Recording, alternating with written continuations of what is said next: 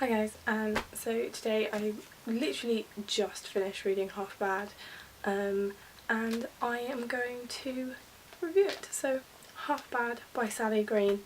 This took me a while to read actually, longer than I anticipated. I expected this would be a really fast read, but I have a feeling that I'm developing, or at least starting to get into a bit of a reading slump, which kind of sucks. Nathan Byrne is a witch and he lives in England with his mother's family. His mother was a white witch and his father is the most wanted black witch at the moment. I don't know whether of all time, but just at the moment he has killed probably about a handful of people that they know of, and he just doesn't sound like a very pleasant person. So because Nathan's mother and father are but one white and one black witch, which is supposedly good and evil, he's the only half code known in history, because he is half good, or good, and half bad, hence the title. We follow his life as he tries to just stay below the radar. He goes to assessments every year, or maybe it's every month at first, I can't remember, but later on it's every year. I'm not sure whether it's every month at first when he's younger, but they try to determine whether he is going to grow up to become a white witch or a black witch. Now black witches are hunted and put in prison or killed because they are deemed to be too dangerous by the white witches, who are on the whole, well not on the whole, but mostly they're arseholes. He's never met his mum before. His mum died when he was very young, and he's never had any contact with his dad either, so he's really confused. He lives with his mum's side of the family, with his grandmother and his 3 step siblings, 2 step sisters, 1 step brother. I think it's a really interesting concept, and although parts of it were really cliche, like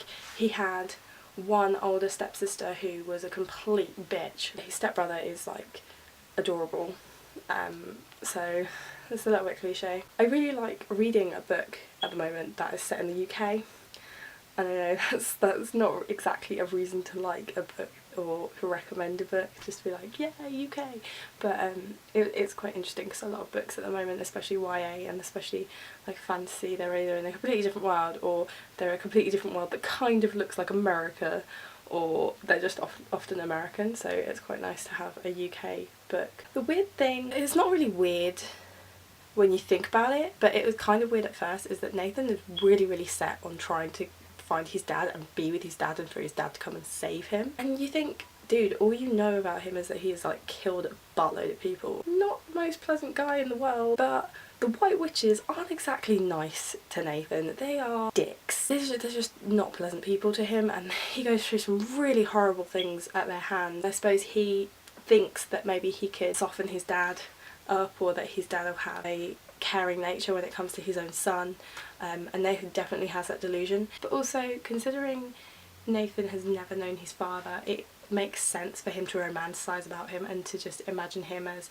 this misunderstood guy, and like all these people who are telling him his dad's a murderer. It makes sense that he wants to romanticize him and make excuses for him, because this is dad and he's never met him and he's never met his mum, and it's just that one little link he has into figuring out who on earth he is. The thing I really loved about this is the chapter styles. Some chapters are really short and some are a bit longer, but the variation in that I really enjoyed, because sometimes it felt like you were reading poetry because you'd have a paragraph was a whole chapter. Though the writing style is pretty simplistic. I mean, there was no real attempt to do anything interesting with the writing itself, apart from like shifting from second person to first person narration. There wasn't a lot. Like, the writing left something to be desired. I felt it was well written, it just wasn't crafted. And I think after reading The Archive, in which I felt like the first section in particular was beautifully crafted and every word was like a $20 word on the page, this was sort of like not so much. Although I do understand it can be difficult to do that when it comes to first person, because obviously you have to use a vocabulary that makes sense to the character you're writing from their perspective. But yeah, it was very simplistic, which isn't a problem, it's just I would have liked a little bit more complexity to the writing style itself. The end felt kind of rushed and it wasn't really satisfying for me. It's very clear that this is leading the way to another novel, but it's not leaving you wanting more in a satisfied way. Like, you're not just like, oh, that was so good, I want the next one. Like, it was just sort of like, huh? It felt like more like the end of a chapter than the end of a novel. This might be slightly spoilery, so if you do want to skip this, you might want to just like click here and it'll send you to further down the video. Okay, so like the annoying thing about this for me that I really hated, so there are a couple of things that are slight spoilers, so again, warning here. The fact that pretty much everyone had some sort of relation to Marcus, or they knew one of Marcus's relations. Like, is this an episode of Once Upon a Time? It's like, oh, Mercy's actually your great-great-aunt, and Mary saved someone who was your grandfather, and like, what bullshit is this? Not everyone would know Marcus's family. They're supposed to, like, yeah, there's some like big deal in the Black Witch community or whatever, but seriously, why is everyone he's meeting like related to him? I don't know, it wasn't, okay, so there wasn't that many like examples, but it felt like a lot. I was just like, oh come on, this is not right. Also, like, so much of it felt like a filler. Like, I really enjoyed the cage and like all that sort of bit with Cecilia, but like once he'd been captured by the council and then he escaped and then he was like mugging people and it just all felt like such a filler, and I was like, oh, come on, like actually do something now. And then shit was going down and there were like 20 pages left. I was like, what the fuck is going to happen here? How are you going to resolve all this?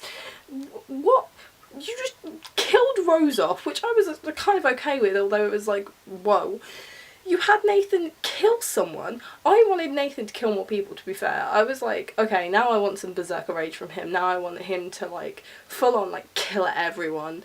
I was worried that Gabriel was going to die, because I don't want Gabriel to die. I quite like Gabriel, but like, he killed someone, gets shot, and like Gabriel's reaction really irked me as well, because his first reaction to seeing Nathan was shot was, oh no, Nathan. So yeah, there were a lot of issues I had with it, and I think I did enjoy it, but it didn't really excite me. Like, I wasn't like on the edge of my seat.